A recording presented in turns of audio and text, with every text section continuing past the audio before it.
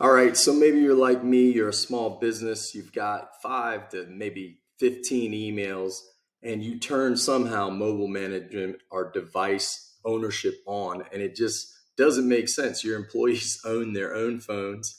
Why it makes sense for a big corporation where they're paying for the phones to own the data and own the phone and be able to wipe it, all that makes sense, but it's way intrusive for small business owners. So I spent hours looking for this and reading documentation. And here's where it is. Once you get in from the home, um, go to mobile endpoints, then universal settings and universal, then go to general and turn off mobile management. Mine was checked to custom. I think Google suggested it. I did it not knowing the ramification years ago, and it's caused years of pain for me. So I'm glad to turn this off. I got a new phone and it wouldn't let me sync. So I couldn't even, it was ridiculous. So here's how you do it. And then you hit save.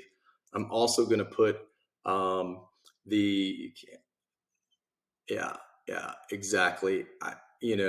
Definitely. It's too much. So I put the link to the um, Google Workspace, the impacts of turning off mobile management. It says users can't access their work, sign in apps from other mobile devices. That's not true. So anyway, I hope this video helps. Take care.